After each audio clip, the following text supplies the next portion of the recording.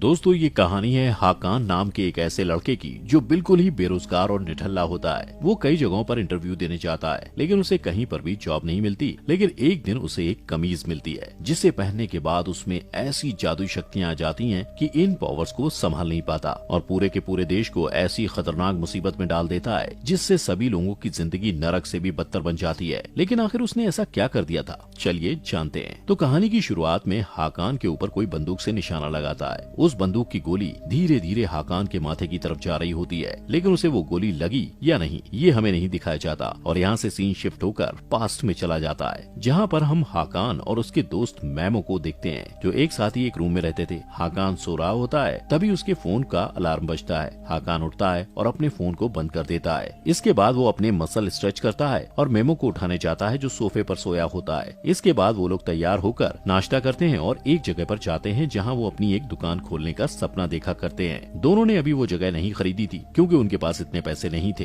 हाकान और मेमो उस दुकान के कांच के अंदर से झांकते हैं और बातें करते हैं कि वो अपने दुकान को कैसे डेकोरेट करेंगे। उसी वक्त मेमो देखता है कि उनके फ्यूचर की दुकान एक अरबपति बिजनेसमैन फैसल एडम की कंपनी कैवडेन होल्डिंग के ठीक बगल में है। इसके बाद हाकान अपने पिता नेसेट कोलमार्क से मिलने के लिए जाता है। रास्ते में उसकी मुलाकात अपने पड़ोसियों और दोस्तों से भी होती है। वो सड़क के किनारे के बाजार में भागते हुए दिखता है और कई बाजारों, सड़कों और कोनों की दुकानों से होते हुए गुजरता है। इस बीच रास्ते में उसे एक औरत मिलती है जिसका नाम टरकोन था। वो लोगों का भविष्य बताती है और हरकान से कहती है कि जल्द ही उसका भविष्य बदलने वाला है जहाँ वो कुछ बड़ा और कुछ अलग करने वाला है। लेकिन हाकान वहाँ से चला जाता है क्योंकि उसे किस्मत की बातों पर यकीन नहीं होता। हाकान अपने पिता के पास पहुँचता है। यहाँ उसे पता चलता है कि हाकान अनाथ है और नेसेट हाकान के पिता नहीं है, उन्होंने उसे गोद लिया था। हाकान अपने पिता से मिलता है जो 600 साल पुरानी दुकान के मालिक थे और वो कुछ पुरानी और हाथों से बनी चीजें बेचते हैं। हाकान अपने पिता को अपनी एक दुकान खोलने के प्लान के बारे में बताता है लेकिन नेसेट उसका मजाक उड़ाते हैं और उसके पहले के कामों के बारे में बताते हैं जो नाकामयाब हो चुके थे। हाकान उन्हें ये कहकर मनाने की कोशिश करता है कि उसकी दुकान बिल्कुल नई है और बहुत अच्छी जगह पर है, लेकिन नेसेट उसे नजरअंदाज कर देते हैं और उसे एक लड़की को कारपेट देकर आने के लिए कहते हैं जो वहाँ घूमने आई थी और उसने एक दिन पहले उस कारपेट का ऑर्डर किया था। इसके बाद अगले सीन में अरबपति फैसल एडम को दिखाया जाता है जिसने शुरुआत से मेहनत करके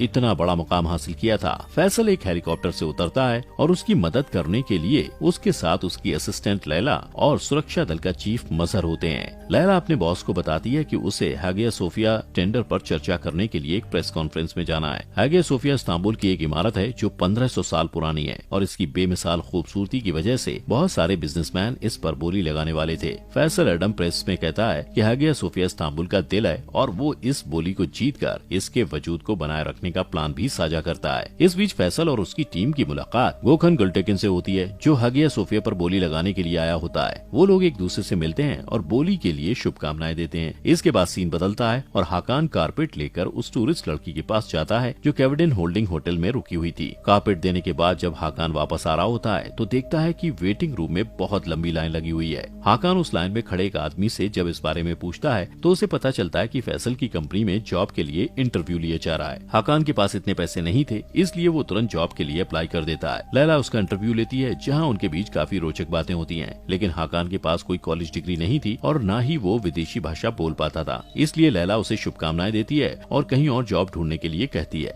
ये सुनकर हाकान वहाँ से चला जाता है। जब वो वापस जा रहा होता है तो देखता है कि एक छोटी सी बच्ची के ऊपर एक झूमर गिरने वाला है। वो तुरंत दौड़ते हुए उसके पास जाता है और उसे बचा लेता है। फैसल और मजहर उसकी इस बहादुरी के काम को देख लेते हैं। इसके बाद हाकान फिर से अपने पिता को दुकान खोलने के लिए मना रहा होता है और तभी उनकी दुकान पर सुजैन नाम की एक लड़की आती है जो तुर्की की जादुई शर्ट ढूंढ रही होती है जो बहुत मुश्किल से मिलती है। सुजैन कहती है कि वो शर्ट उसके खास क्लाइंट के लिए है और इस शर्ट के लिए वो मोटी रकम भी दे सकती है। मिस्टर कोलमार्क उससे झूठ कहते हैं कि वो शर्ट उनके पास नहीं है जबकि वो उनके तहखाने में रखी होती है। हाकान उनसे कहता है कि वो उस शर्ट को बेच दें, लेकिन वो हाकान की बात नहीं सुनते। इसके बाद मेमो वहाँ आता है और हाकान को बताता है कि उन्हें उनके घर से बाहर निकाल दिया गया है क्योंकि उन लोगों ने घर का किराया नहीं दिया था। यहाँ हाकान को पता चलता है कि उसने जो पैसे घर के किराए के लिए टेबल पर रखे थे मेमो उसे जुए में हार गया। दूसरी तरफ गोखन गुलटेकिन मजहर को अपनी कार में लेकर एक गुप्त जगह पर जाता है और वहाँ उसे फैसल को नीलामी से बाहर करने के लिए घूस देने की कोशिश करता है, लेकिन मजहर अपने बॉस के दुश्मन को वहीं मार देता है। दूसरी तरफ हाकान और मेमो का बिजनेस ठप पड़ने की वजह से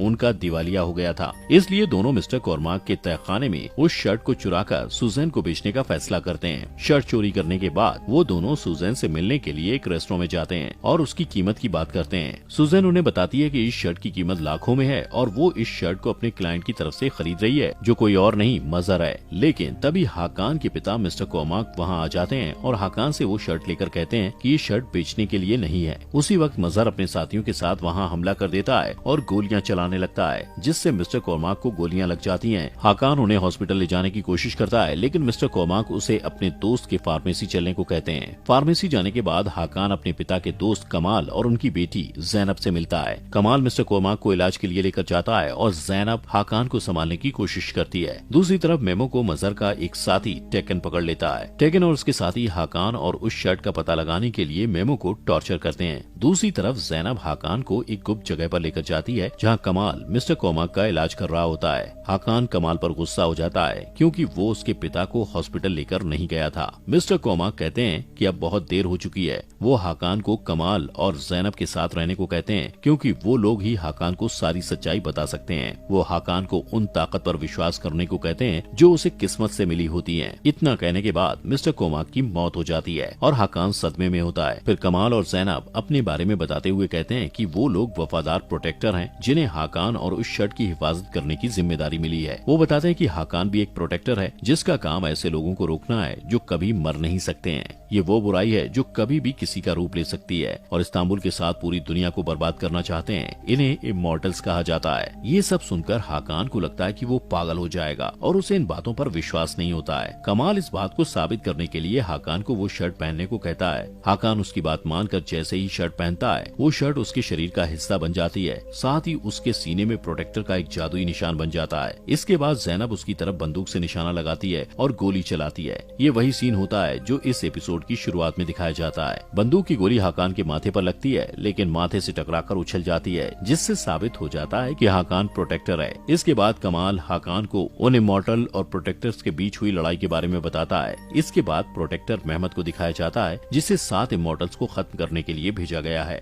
एक दिन उसे इमॉर्टल को पहचानने और मारने का रास्ता मिल जाता है, जो बिल्कुल इंसानों की तरह दिखाई देते हैं। उसे 3 तरह की चीजें मिलती हैं जो इस लड़ाई में उसकी मदद कर सकती हैं। इसमें से पहली चीज एक जादुई अंगूठी होती है, जो तब चमकने लगती है जब कोई इमॉर्टल इसके आसपास होता है। दूसरी चीज कटार होती है, जो इमॉर्टल को मार सकती है। और तीसरी चीज एक कवच होता है, जो तपस्या से मिला होता है। मेहमद ने हाकान के पूर्वज को उसकी स्किल्स, ताकत और साफ दिल जैसी खूबियों की वजह से इमॉर्टल और प्रोटेक्टर के बीच की इस लड़ाई को लीड करने के लिए प्रोटेक्टर के रूप में चुना होता है। ये सब सुनते हुए हाकान की तबीयत खराब होने लगती है, क्योंकि शर्ट की वजह से वो शारीरिक और मानसिक रूप से बैलेंस नहीं कर पाता है। हाकान को इन सब बातों पर अभी भी यकीन नहीं होता और वो सोचता है कि कमाल और उसकी बेटी ने उसे किसी तरह का नशा दिया है। दूसरी तरफ टेकन और उसके साथी मेमो से हाकान और उस शर्ट के बारे में पता लगाने की कोशिश करते हैं। इधर कमाल और जैनब के यहाँ कमाल हाकान को लेकर परेशान होता है और कहता है कि हाकान बिल्कुल भी ट्रेन नहीं है और इमॉर्टल लड़ने के लिए तैयार नहीं है, इसलिए वो हाकान को लड़ाई के लिए तैयार करने का फैसला लेता है। इस बीच हाकान उस जगह से भाग जाता है और वापस अपने अपार्टमेंट में आ जाता है, जहाँ उसे पता चलता है कि टेकन उसका पता लगाने के लिए आस पड़ोस में पूछताछ कर रहा है। वो घबरा जाता है और अपने कमरे में ये सोचकर जाता है कि मेमो वहाँ होगा, लेकिन उसे मेमो नहीं मिलता। उसी वक्त उसकी नजर एक अजीब से डिब्बे पर पड़ती है,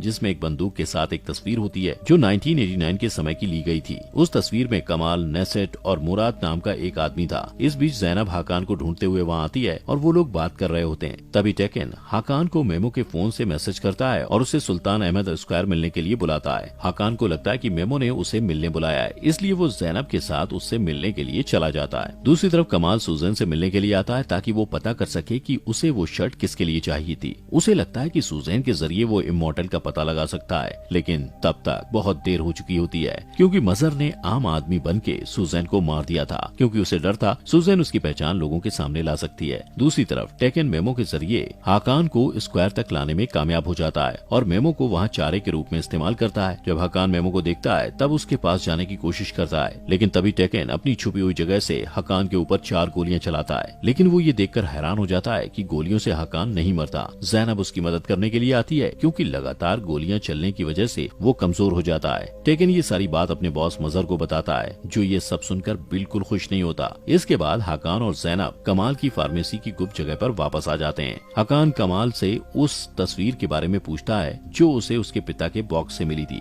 कमाल उसे बताता है कि नेसेट और मुराद उसके करीबी दोस्त थे। मुराद को हाकान से पहले प्रोटेक्टर के रूप में चुना गया था और मुराद ही हाकान हकान के असली पिता थे। इमॉर्टल से लड़ते हुए मारे गए थे। नेसेट ने हकान को गोद लिया था और उसे बचाने के लिए हकान से ये सारी बातें छुपाई थी। इसके बाद हकान कमाल और ज़ैनब से कहता है कि उन्हें जल्द से जल्द इमॉर्टल्स को ढूंढकर मारना होगा, लेकिन ये कोई नहीं जानता कि इमॉर्टल्स कैसे दिखते हैं और उन्हें पहचानने के लिए जादुई अंगूठी की जरूरत होती है। दूसरी तरफ फैसल हकान की बहादुरी देखकर उससे काफी ज्यादा खुश था, इसलिए वो लैला को उसे सुरक्षा दल का हिस्सा बनाने के लिए कहता है। वहीं दूसरी तरफ हम देखते हैं कि टेकन मजहर को हकान के बारे में कुछ जरूरी बातें बता रहा होता है। वो नेसेट का बैकग्राउंड चेक करता है और मजहर को एक फाइल देता है, जिससे पता चलता है कि उसका हकान और उस शर्त से कोई रिश्ता है। दूसरी तरफ कमाल हकान को उसके पूर्वजों के बारे में बताता है कि उन्होंने कैसे इस्तांबुल और पूरी दुनिया को प्लेग और अकाल से बचाया था, जो इमॉर्टल्स की वजह से फैला था। कमाल हकान को अपने दिमागी स्थिति को काबू करना सिखाता है ताकि जादुई शर्ट उसे प्रोटेक्ट कर सके। वो हकान के हाथों में गर्म पत्थर का टुकड़ा रख देता है, जिससे हकान ज्यादा से ज्यादा दर्द बर्दाश्त करना सीख सके और वो इमॉर्टल्स का सामना कर पाए। वो उसे लड़ना सिखाता है। इसके बाद कमाल हकान और ज़ैनब को बड़े वफादार से मिलने के लिए कहता है, जिसके पास जादुई अंगूठी होती है। वो कहता है इमॉर्टल उस अंगूठी को पाने के लिए कभी भी उनके पीछे आ सकते हैं, इसलिए ये देखना जरूरी है कि अंगूठी सही हाथों में है। प्रोटेक्टर को इमॉर्टल्स का पता लगाने और उन्हें खत्म करने के लिए तीनों जादुई चीजों की जरूरत होती है, जिसमें से जादुई शर्ट हकान के पास होती है और जादुई अंगूठी बड़े वफादार के पास होती है। लेकिन सभी वफादारों के पास अलग अलग जादुई चीजें हैं, इसलिए उन चीजों को प्रोटेक्ट करने के लिए उनका उसूल होता है कि वो एक दूसरे से बात नहीं कर सकते।